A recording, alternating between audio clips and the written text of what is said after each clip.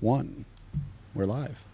Well, good afternoon, everyone, for another VDC TV Friday at 4. I'm Guy Page.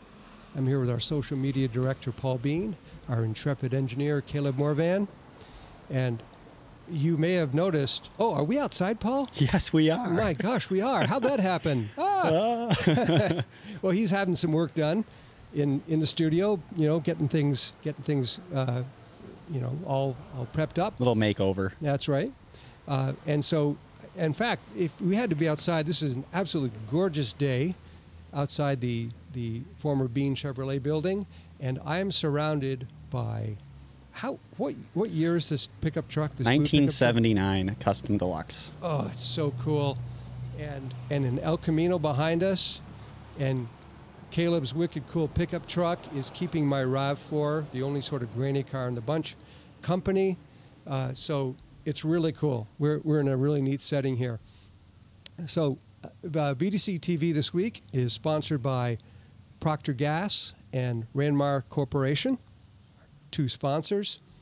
And 2 weeks ago, I did a monologue called Housing for Me, but Not for Thee, where we looked at the large, beautiful rural homes occupied by legislators who want Vermont's new home future to look more like this Montpelier multi-unit dwelling that doubles as a climate-friendly bus stop. Well, this week's monologue is called Taxes for Thee, but Not for Me. We will look at special targeted free passes given to electrical vehicle drivers and some local educators. Guess who's picking up the check? Can you guess, Paul? I think I might know. Yeah. Also, Paul will be telling us more about who's in and who's out in the gubernatorial elections and what that means. Is the face of Vermont, political face of Vermont, changing somewhat? And as always, however, we crave your comments. Paul, could you please tell us again how to subscribe to the VDC TV YouTube page and how to comment? Absolutely. If you are watching live on YouTube, or you're watching, if you're watching live on YouTube, the subscribe button should be right below. It should be right there. There's a little button that says subscribe to Vermont Daily Chronicle TV or Vermont Daily Chronicle on YouTube. And why is that a big deal? Well, we're trying to get our viewership and we're trying to get our numbers up. So subscribership is a big step for us. Is if we can get up to 500 subscribers, that's kind of a big deal. How many do we have now? I think we're up to 386. Wow, we're getting there. Yeah, we're getting there. Another 120 would be great. But Guy, I want you to know, and I'm pretty sure that we're still alive, but we are having some technical difficulties on my end. But Caleb, are you able to view it from anywhere else? And is the camera showing? I just want you to know. I'm not sure why, but it seems like we're having some issues with the camera controls. But it says now that the camera is now live on me. So I think we could just keep going with it. We'll keep doing what we usually do. But for some reason, it's not showing me. And I'm also hearing that and seeing now that there's no sound. So there's some issues with the cast right now. So I apologize to any viewers and to you, of course, too, Guy, because I think we might have some challenges.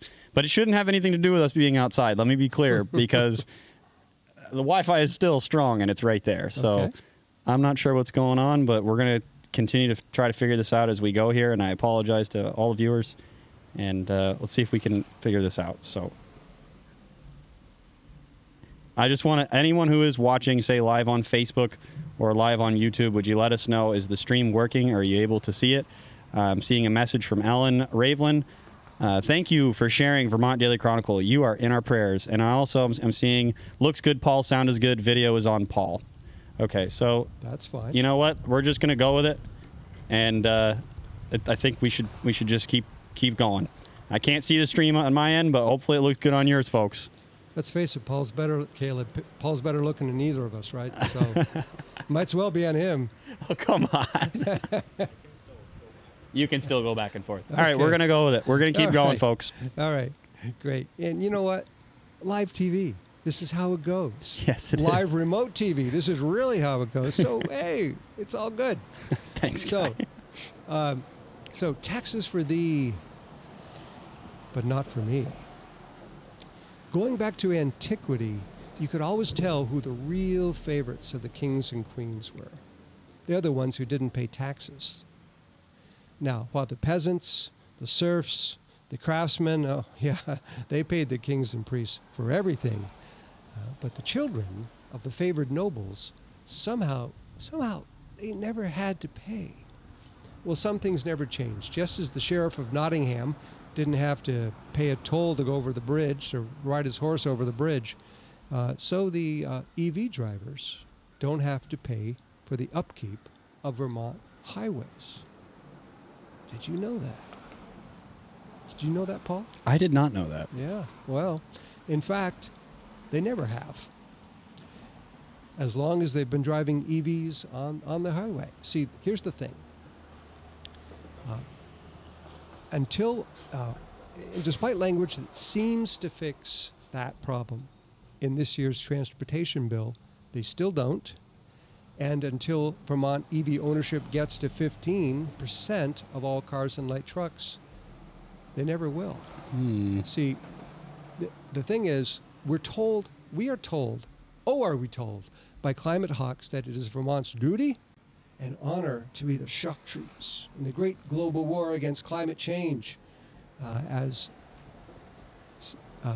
Get a blanket is what Senator Mark McDonald said on the floor of the Senate. The same senator who once compared the battle for climate change to World War II. We need that kind of all-in effort on this. So, and EVs, well, they're sort of like the tanks in this war. You need a lot of them, but lawmakers know that we don't want to pay top dollar for cars that run out of juice too soon and have maybe sort of iffy heaters too. So they stack subsidy after subsidy, state subsidies, federal subsidies, car dealer subsidies, worth many thousands per car. But it's still not enough. So for as long as EVs have been on Vermont roads, the legislature has been unwilling to do to EV drivers what they do so easily and willingly to the rest of us, tax them. Now I'm talking about the highway usage tax. I used about a gallon of gas to get down from my house in Berlin down here to the Bean Chevrolet building in Northfield, where we are right now. Every gallon of gas sold in Vermont includes a state gas tax that the Department of Transportation uses to build and maintain the state roads and bridges, and that's fine, because you know what? My RAV4 over there, my granny car, it beats up the highway just as much as Caleb's truck does, and therefore it should help fix it. I use the roads, I should pay for them, right? That only makes sense. See, but the thing is, EVs beat up the roads too. But right now, they don't have to fix it. They don't use gas, so they don't pay the use tax, because the use tax is gasoline-based. And somehow, the legislature has never gotten around to figuring out a substitute. Isn't that amazing? Until this year. But not really. The legislature's annual transportation bill, it's called the T-bill, it's the big bill that covers all things transportation in Vermont, assesses a fee now of about $45 a year on EVs. It's called the Annual Electric Vehicle Infrastructure Fee. Well, okay, $45, not as much as the $200 to $350 that most of us pay, depending on our mileage, paying a road usage tax every year, but it's a start, right? Wrong. Because the last clause in that little section of the lengthy T-bill says this, and I quote, "The annual and biennial EV infrastructure fees shall be allocated to the Transportation Fund for the purpose of increasing Vermonters' access to electric vehicle supply equipment charging ports." You get that? Yeah. So the money that they're collecting, Paul, it's not for road usage. It's not that car that drove by. No, it's not. It's not for the roads. It's for subsidizing, one more subsidy, the construction of the EV version of the gas pump. They're using that money to build their own gas pumps. I am pretty sure the gas pump, when I filled up at Champlain Farms, I don't think any tax money had gone for that. I don't think. So anyway, it's just another thing where the main point, though, is that the highway is still only being repaired, and the bridges being repaired and built, not with EV money, with fossil fuel powered usage tax revenue. So in Vermont, perhaps the most, and here, so that's one. The second one, Paul, and in Vermont, perhaps the most favored child of the king, and by the king I mean the legislative supermajority. Sure.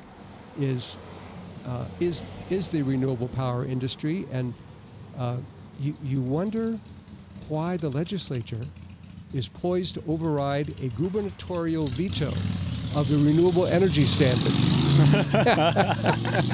As a motorcycle goes by. That is. He's going, preach it, preach it. Yeah. So if you wonder why the legislature is getting ready to override a gubernatorial veto of the renewable energy standard that could save ratepayers $500 million in the next 10 years, they're why. The influence of the Vermont's renewable power industry, which stands to make all this money from the spending in the renewable power, renewable energy standards, they are why you and I, us three fossil fuel driving vehicles, are the only ones paying the road usage tax, not the EV drivers. It's because the power of the in-state. And one of the arguments they make, Paul, this is really too much. If you had to guess, would you say that the average income of EV drivers is higher or lower than the average income of a gas-burning? I'm sure that it's higher. I would think so. How could you afford an EV if you weren't making more than $100,000 a year? Yes, not to mention the cultural virtual signaling that goes along with it. And one of the arguments they make is, with a very straight face, they say, so there is a real problem here with raising these usage fees and making EV drivers pay them. It's the question of equity.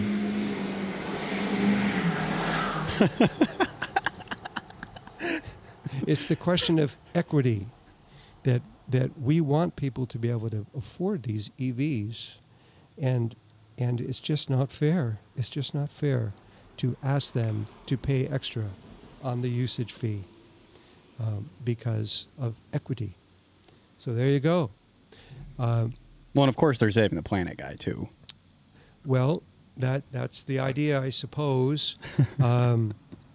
Yeah, we can just go on and on with that one, can't we, Paul? Yeah, I mean, it's anything is justified if it's in the name of mitigating climate change. That's right. We don't have to go deep down that rabbit hole today. Yeah, that's right. So another favored child of the king is the educator lobby. And really, how else do you explain how this lobby could get what we call the blob, would get the legislature to vote for a double-digit property tax increase? And likely, if the governor does veto it, very likely they're going to try to override that veto, create a whole new taxes despite declining performance and to a declining number of students. I mean, how else do you explain that? But their own terrific influence.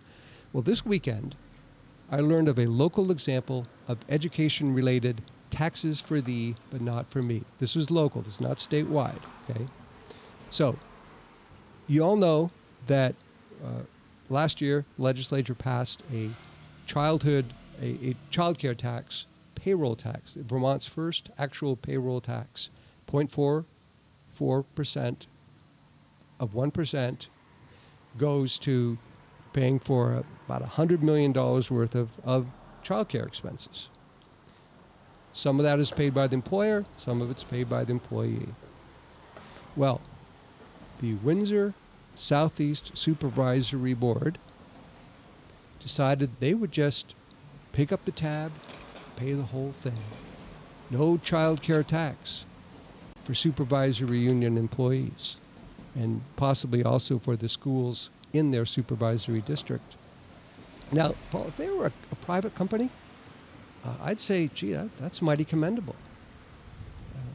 Sure. Yeah, that's kind of a big perk if you were to work for a company. Oh, wow, right. They're going to take care of this. Excellent. Right. Yeah. Smart, loyal way, tell good employees how valuable they are, right? But see, the thing is, these school districts, these school boards, they're not private for-profit companies. No, they're not. It's not, I'm going to take my profit and give it to my employees. Oh, no, it's their revenue comes not out of their own profit margin, which doesn't exist if you're a school board, but out of the pockets of taxpayers. Those same taxpayers looking at double-digit property tax increases, and beginning July 1 will be paying the payroll tax, their own, and if this decision holds, some school employees in this Windsor school district. So, and it's not a lot of money they're talking about, but still, that camel's back is really precarious right now, and they're just kind of adding on another straw. I think it's interesting that they decided to do that as the wind blows as we hang on to the studio here. But I think it's interesting they decided to do that as a community. That's something that they were okay with. I mean, I don't know. That is a very good example of taxes for thee, but not for me. And it's interesting that we just see this theme playing out. I mean, that's the thing. We talk about this a lot. Is we spend a lot of time in Montpelier, for example, and it's so hard to keep track of everything that's going on in Montpelier. Yeah. So what do we not know about even the stuff that we could be following that we're not there, and then ultimately around the state? Where else do these types of taxes for thee, not for me instances exist? Wow. I'm sure there's a lot of them that because the ones that you're telling me about right now, the most of us, we don't even hear about that. We don't have nobody talks about it, and I'm learning about them now. I'm sure there's more out there, and I'm sure that some of our viewers might know of some too. And we do have a couple comments, by the way. Oh, good. A couple comments. We have a couple people talking about the sound on Twitter not working. Green Lemur. Let me see what I can do to fix that. Maybe it's a software issue on my end. And I guess you're not watching live on your phone. You're watching on a laptop. Some of the issues for some people, if they haven't had sound, it's because the Twitter version of the app is not updated. So if you could update the app, sound should work. But I guess if you're watching on a computer, must be something wrong on my end. So I'll try to figure that out. And Timothy Page writes, wait until they try to socialize the electrical grid, giving them a monopoly on which they can't with existing gas companies. That's true. When power generators are essentially under the state's thumb, whereas right now a third of the power comes from out of state gas power generators, which is by far the lowest price power. And really, they're trying to just say, let's get rid of that. Yeah. And let's replace it with wind turbines, of which Governor Scott said at his press conference this week, really concerned about this renewable energy standard bill, right, which would greatly weaken the siting standards for renewable power projects. He vetoed that bill, didn't he? He vetoed it, and an hour or two later, the House Speaker and Amy Sheldon, the chair of the Environment and Energy Committee, came out and said, this is a great bill, this is a wonderful bill, and believe me, we're going to bring it to the veto session, and we think we're going to win. Okay. So, and who knows, I'm sure that's what the supermajority leadership wants. I'm sure that they're twisting arms pretty hard.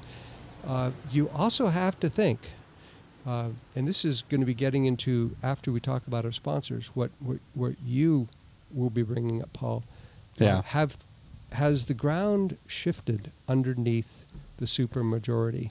Well, in the last 2 or 3 months, we can get. I know you want to get to that because we do want to talk about our sponsors, but I just want to say quickly, having been away from the legislature and outside of Montpelier for the last few weeks has been pretty nice. Mm-hmm. I mean, I like being there too, right? I mean, it's good to be there.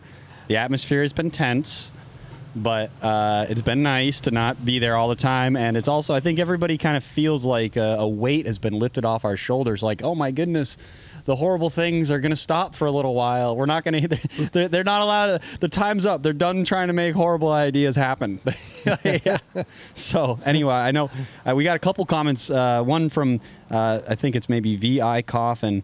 It may not seem like much, but for those of us that make the money, comes from knows that pennies makes dollars. We feel it. And then Wizard writes, when they announce 10 new taxes, there are also 30 new hidden taxes. And it's true. I mean, it takes a lot to break this stuff down to really understand the nitty-gritty details of, they are hidden taxes. I think there's so many ways that we're taxed that we don't even know, and the whole system is become designed around this. And actually, had John Clar on earlier this week, and he talked a bit about regressive tax structure and how basically what that means, and how everything in this state is regressive, and it's just. It's hurting it's hurting the poor ultimately too, and that's the worst part. Is they talk a lot about a lot of the stuff they do and how it's going to help the poor and it's going to be better for everybody and the middle class, and it's just unrealistic. But anyhow, that is not. Something happened where taking care of the poor stopped being their thing. Yeah. And it's a faux. It baffles me. It's a faux charity, if you will. It's like a false. Like the Democratic Party, I think it used to be about the working class and taking care of the poor and making sure that everybody gets to eat, and really having a good life. I think that they've lost sight of the fact, and this goes along with the climate thing. It goes along with the socialism. It's like they've lost sight of the fact that the American dream is still something that people want. And if you offer that to people and you make that a viable option, the house and the cars and the kids and, the good schools and strong schools for that matter that are teaching them, quality education. We're so far gone from that in the Democratic Party. And I guess we should come back to maybe the political shift that's happening. But I know we got to talk about our sponsors, so let's talk about them. Oh, we don't got to talk about our sponsors. We want to talk about our sponsors. Yeah, actually, and here's why. And it isn't just because they're sponsors. See, Vermonters, except apparently some members of the legislature supermajority, they know that two of our biggest problems are not enough single-family housing. Yep. Kind of housing that, Paul, you and I grew up in. That's right. Right? And growing energy costs. Yeah. Hello. Okay? So I am pleased and proud to say that our two sponsors for today's show are doing everything they can to turn that around. That's right. Ranmar Corporation, founded by Randy Rouleau of Berlin, has been serving central Vermont and surrounding areas with excavation, construction, and real estate services since 1979. Really digging holes and filling them with people's dreams. There's a hole in the ground, and they build a house, and their castle, their dream home. I live, in fact, near one of the neighborhoods that Randy built, and beautiful homes, actually fairly affordable homes, beautiful views, just a great place to live. And there's so little of that now in Vermont. Yeah. So their residential building division, which is Village Homes, it's called, specializes in affordable, energy-efficient, modular, and manufactured home projects. Their family team, skilled craftsmen, have dedicated years of experience to complete your project with ease, on time, and on budget. From financing, research, and design to site development, construction, and service, they are Vermont's most trusted builder of affordable, quality, modular, and manufactured homes. And you can find them at ranmar.com. That's RAN-MAR.com. So, and back for another week of generous sponsorship is Procter Gas, a family-owned and operated business serving Addison, Rutland, Bennington, and Windsor counties. Procter Gas was founded back in the spring of 1966 when Match Taranovich, first time, Paul, I mispronounced the name. I know. I think I did too. I felt terrible. Match Taranovich the son of immigrants, bought the propane and appliance side of Procter Coal Company. With his wife, young son, and only 2 employees, Match set off to provide the best propane sales, installation, and service in the greater Procter area, and that is just what he did. And over 50 years later, Procter Gas is still a family-owned and operated business. Judy Taranovich, president and owner, a position she filled after the sudden death of her husband, Jimmy Taranovich, 7 years ago. And despite being, at the time, fairly uninvolved with the gas company while her husband was alive, since making the transition to president, Taranovich has grown the business based on some of the initiatives her husband started at the company.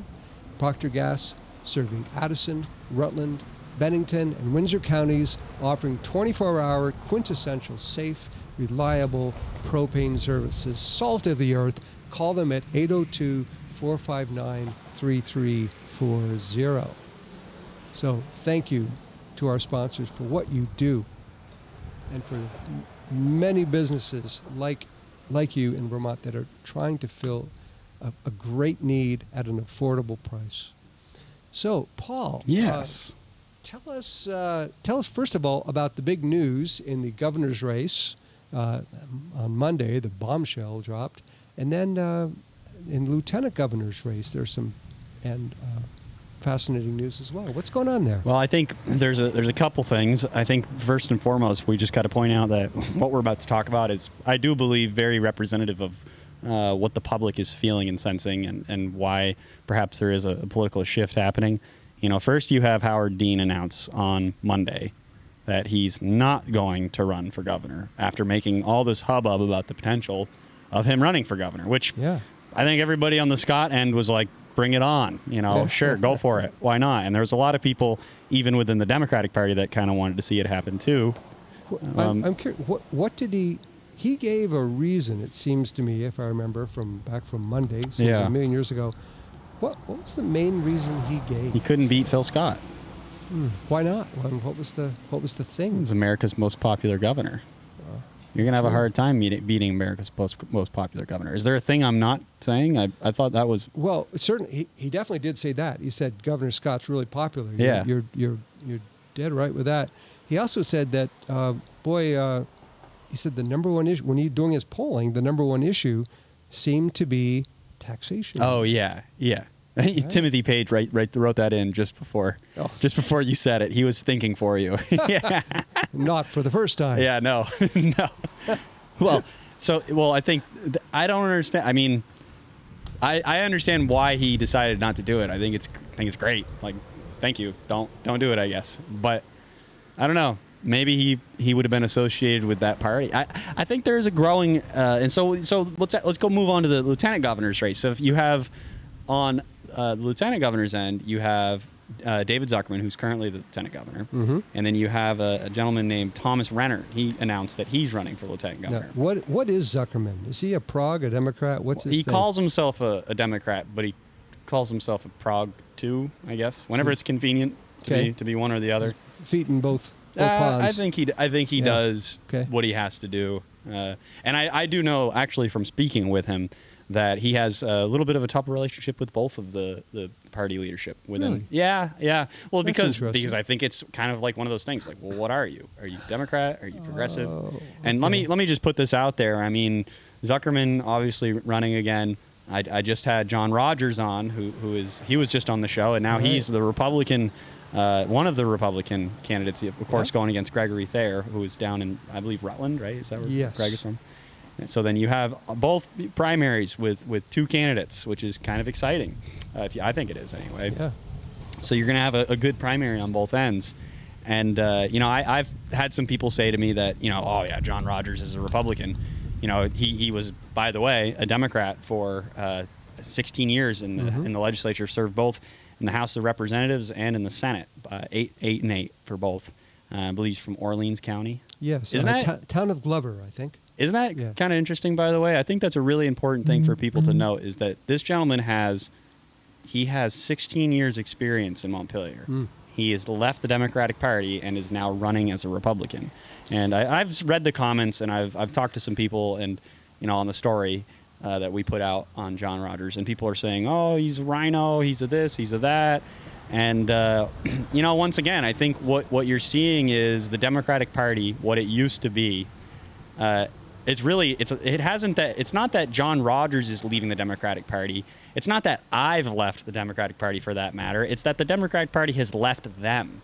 And it's become this completely other thing where, the party, once again, that used to represent the middle class, that used to represent the good old-fashioned American people, it's no longer that case anymore. It really more represents corporate interests, special interest groups, the renewable energy, quote-unquote, industry, which is really backed up by the big fossil fuel companies, for example, ExxonMobil. I mean, they have tons of money invested into the renewable energy industry. But anyway, my point is that the party is no longer what it said it was. So you're just seeing, Howard Deans of the world even saying, yeah, I'm not really sure I want to be associated with this Vermont Democratic Party. And I mean that in today's age.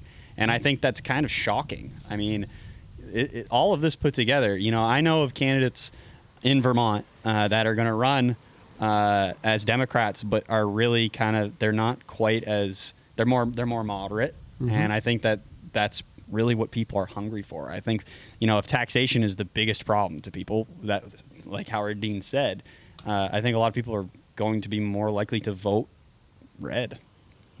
Believe it or not. I just think you're going to see seats flip.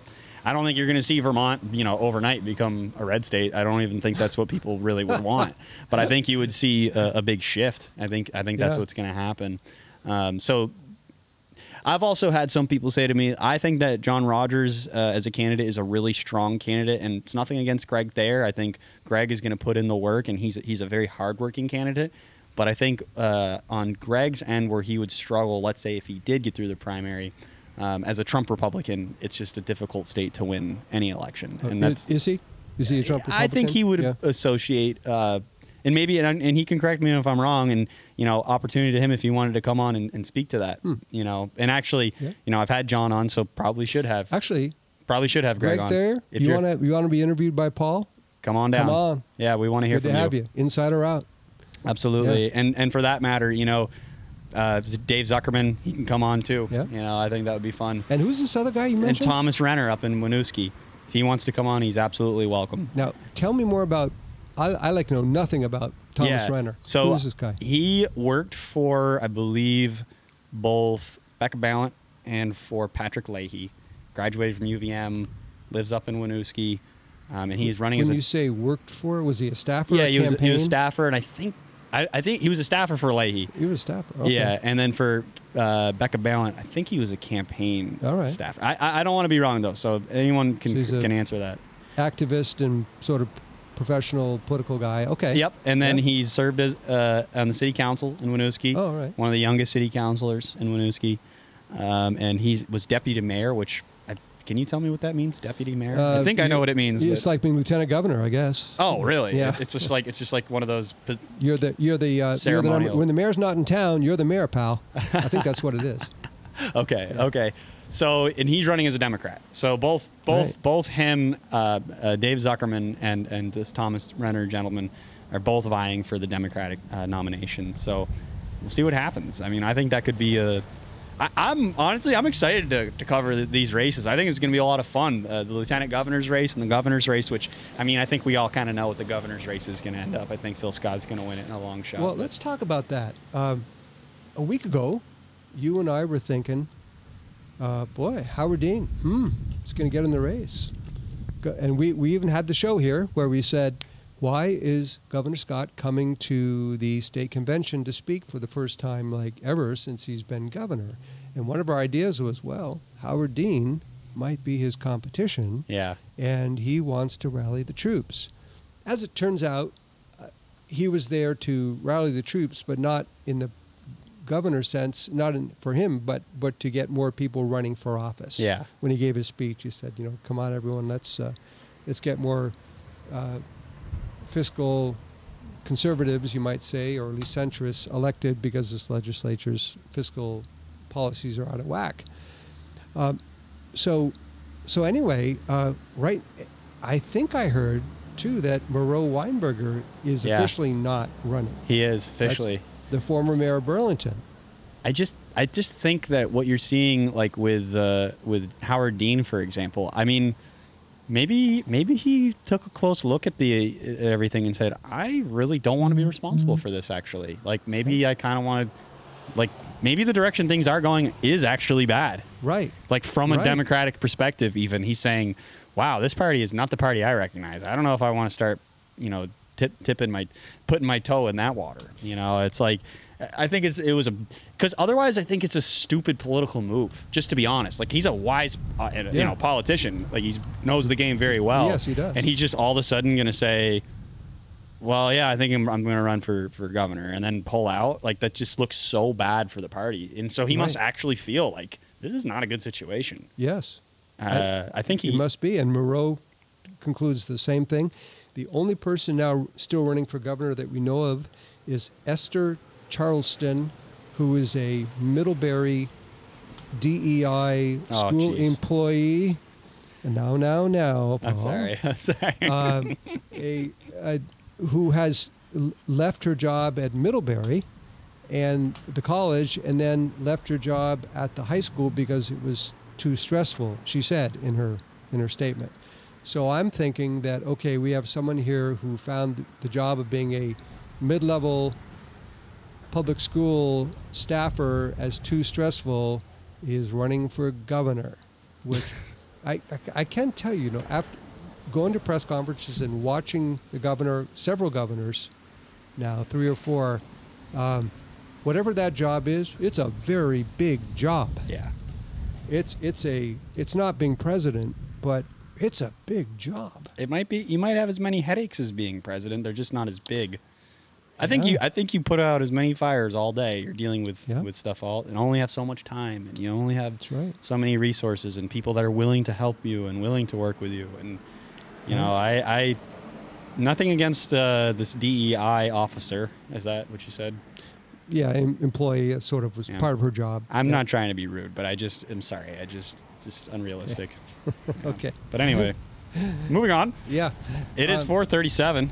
It is. We've gone down for about 40 minutes now. Wow. And Timothy Page mentioned, and I'll do this for you, Guy, because I know you're going to be so glad. There is a new feature on the Vermont Daily Chronicle for people that maybe you struggle to read tiny text on your phone or even on your computer sometimes. We now have an audio feature where you can just click the button and play the article, read it right for you. Guy, maybe tell everyone. Sure. Trinity Audio is the company that we have contracted with. It's expensive, everyone, but it's worth it, because for people who have a hard time reading, and they can just push the button and listen to the story being read. Epoch Times has something like this too. It's a great feature. My wife likes to listen to the news in the morning when she's getting ready for the day, and she just hits the audio button on that. So please feel free to do that. I had someone at the state convention come up to me and say, I love your Friday at 4 show. And what I do is I sometimes really don't want to sit down and read stories, but I when I'm making dinner, I'll put on your show and I'll just listen to it. And it made me realize people take in the news in so many different ways. That's right. Some people read, some people listen, some people watch. And so our job, and Paul's done such a good job with this, is getting out on so many different platforms in so many different ways. Taking advantage of all the tools that now exist in the 21st century. That's right. It is just a multitude of ways to communicate. That's so right. We got to make sure that we're reaching as many people and meeting them where they're at. That's and I think we're starting to really do a good job at that. So. I think we are. And folks, I would strongly encourage you to go to our contribute page and become a $9 a month sustaining subscriber, because that's how this all happens. That's right. I just told you it costs a lot of money to do this audio, and everything else costs a lot of money too. So we need your help. So one last minute late breaking story. There The wardens reported that they had to put down an aggressive bear in Underhill today. Oh, wow. Yeah, and the reason for that, it was going after the compost. Oh, jeez. And we had a state compost law that basically says you've got to, you can't just put stuff down the trash disposal anymore. You've got to either compost, you've got to leave it out for a service to get it. So this is going to just shock you, Paul. It's just going to shock you. But suddenly, when that law passed, the bears got hungry. Imagine that. No. So we have a state bureaucracy that is so concerned about bear habitat that they are going to pass a bill that says don't build any houses out in the country because the bears. But they also pass these compost bills that end up with bears getting shot. So just go figure. Paul, on a personal note, I just want to tell you, Tim and my son Joe and I and maybe other members of the family are really looking forward to coming on down Sunday afternoon. Tomorrow? Probably not tomorrow. Okay, more like good. Sunday. Tomorrow's Saturday, sorry. Yeah. Ugh. Friday at 4. Because we want to have a creamy. When are you going to be open this weekend? Okay, so I unfortunately will have to tell you live on the show that I will not be open on Sunday this week. But starting June 1st, I will be open on Sundays. Okay. So my current hours down here at Beans Creamies, I'm open on Wednesday through Friday. Yeah. Wednesday and Thursday, 4 to 9. And then we do our show on Friday until right about now. And then I'll be open whenever the show ends until 9. And then Saturday and Sunday, starting June 1st, I'll be open 12 to 9. So not this weekend, but next weekend. Yes, not this weekend, but next weekend. And I have some other exciting stuff that I'm getting ready to announce, some projects we're working on for later this summer and fall. And, we're going to maybe start bringing some more products in to sell and maybe some other stuff, maybe a little event down here. We'll see. We'll see what happens. I'm not quite sure yet, but there's a buzz going on. So we'll see what happens. Did I not tell you this guy's an entrepreneur, folks? Okay. I think that's all for this week. For this week's Friday at 4. Thank you to our. Do we have any last comments? I just want to make sure. Yeah, Wizard writes. But first Timothy Page writes, and some left-leaning women are saying they would rather. Oh, I know what he's. They would rather meet a bear in the woods than a man. There's a meme going around right now where people ask that question: who would you rather run into in the woods, a bear or a man? Nice. And Wizard writes, best creamies in Vermont. Well, thank you. I really wish I knew who you were, Wizard. But you certainly have cast a wonderful spell on that. So, all right. And Judy, I'm going to say her name wrong. Taranovich made the last bit, smiley face. Thanks for joining us. Well, we got to go back and watch when we talked about you. You bet. Okay. Thanks, everybody. Yep. So please like and subscribe on our YouTube page, and we will see you next week, Friday at 4.